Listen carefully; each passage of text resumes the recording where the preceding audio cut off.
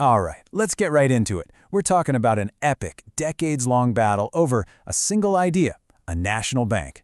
And trust me, this wasn't just a fight about money. No, this was a conflict that would literally define the power of the presidency, the role of government, and yeah, the very soul of the brand new American Republic. So here's how we're going to break it down. First, we'll look at the original clash of visions, between two of the biggest founding fathers. Then, we'll see how a legendary compromise actually happened. After that, things heat up again when the war reignites under a new president. We'll get into his powerful veto, hear the thunderous counterattack, and finally, we'll explore how the legacy of this whole fight is, believe it or not, still with us today. So, picture this. It's the 1790s, right? The Revolutionary War is finally over, but the country, it's a total financial wreck. I mean, the federal government is in debt, every single state is in debt, and they all have their own currencies floating around. It's pure chaos. And this mess is what sets the stage for a monumental conflict between two of the nation's absolute most brilliant minds. So, in one corner, you've got Treasury Secretary Alexander Hamilton. He's a big believer in strong central authority. And in the other corner, Secretary of State Thomas Jefferson, a guy who is, well, let's just say he's deeply suspicious of that same power. I mean, these two had polar opposite visions for what America should even be. Okay, so Hamilton's vision, he wanted to build this dynamic commercial empire. And for him, a national bank, kind of like the Bank of England, was the engine that would make it all go. He was all about harnessing ambition and finance to make the nation powerful. But then there's Jefferson. He's a Virginia planter, and he saw this as a complete betrayal of the Revolution. His dream was a republic of independent farmers. He was terrified that a national bank would just create this corrupt, urban elite, basically a new kind of monarchy run by bankers instead of a king. So Hamilton's first big play was this bold plan called assumption. The idea was simple, really. The federal government would just absorb all the war debts from all the individual states. To Hamilton, this was a total masterstroke. It would establish the nation's credit and really tie the states together. But to Jefferson and his allies, guys like James Madison, they saw it as a massive power grab, a sneaky move to make the states totally dependent on this new all-powerful central government. And what happens next? Well, Congress hits a wall. I mean, they are completely deadlocked. The Southerners absolutely hated the assumption plan. Meanwhile, the Northerners were blocking the Southerners' dream of putting the nation's capital on the Potomac River. So nothing was moving. Everything's at a standstill. And then a legendary deal gets struck. And this is the amazing part. One of the biggest deals in U.S. history apparently went down over dinner. Seriously. In June of 1790, Jefferson has Hamilton and Madison over. And the bargain they hash out is pretty simple.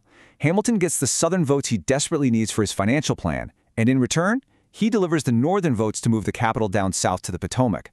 Just like that, this one compromise creates Washington, D.C., and, in 1791, the first bank of the United States.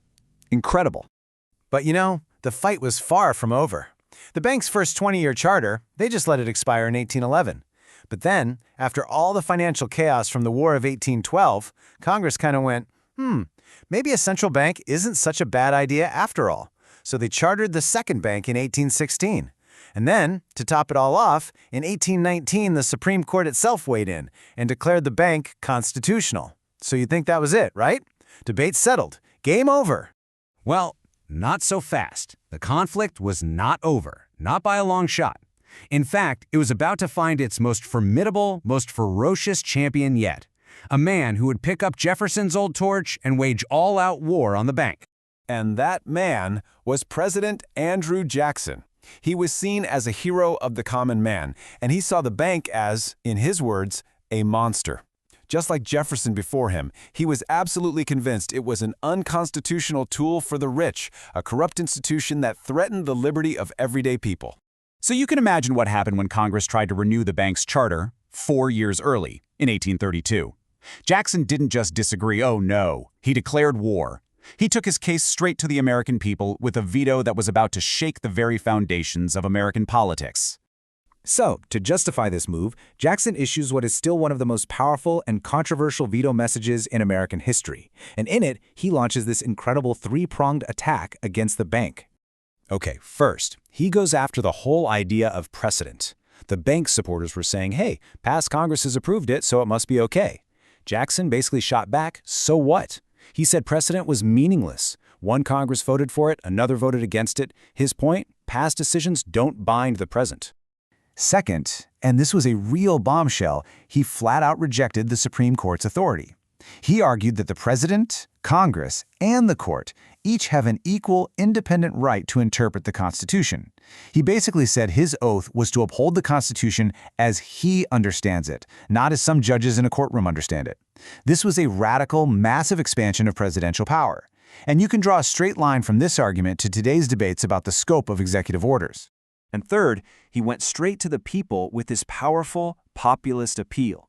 He framed the bank as an engine of inequality, a tool for the rich and powerful to use the government to get even richer, all on the backs of ordinary working Americans. It was a political masterstroke. And that us versus them rhetoric, I mean, come on, that's a strategy you still hear from politicians on every side of the aisle today. So yeah, Jackson's veto was nothing short of a political earthquake. And his opponents? They were absolutely horrified. They didn't see a president of the people. They saw a tyrant. They saw a king who was putting himself above the law and the Constitution itself. Leading the charge against him was the powerful Senator Daniel Webster. He argued that Jackson was acting like an old English king from the worst of times, claiming this dispensing power to just ignore laws he didn't like. In Webster's eyes, Jackson wasn't just vetoing a bill, he was claiming the right to nullify the law itself. And right here, this is the absolute heart of the conflict. For Jackson, the president was an independent, co-equal interpreter of the Constitution. But for Webster, once a law was passed, the president was its servant, just like any other citizen, and only the courts could rule on its constitutionality. So the question was, and still is really, is the president the ultimate judge of the law, or is he bound by it? So, who won this clash of the titans? Was it Jackson or Webster? The bank or the presidency? Well, in the short term, Jackson won the battle. And it wasn't even close. His veto was wildly popular, he got reelected in a total landslide, and sure enough, the bank's charter expired in 1836. Poof, it was gone. The United States wouldn't have another central bank for almost 80 years. But the bigger war, the war over these fundamental ideas about federal power, presidential limits, and the economy, that was far, far from over. I mean, just think about it for a second. The debates we have today over the power of the Federal Reserve, or the proper scope of executive orders, or the whole relationship between Wall Street and Washington, these aren't new fights. They are all just new chapters in the exact same story. A story that started at a dinner party with Hamilton and Jefferson and absolutely exploded into open war under Andrew Jackson. The questions they were fighting over back then are pretty much the same questions we're still trying to answer today.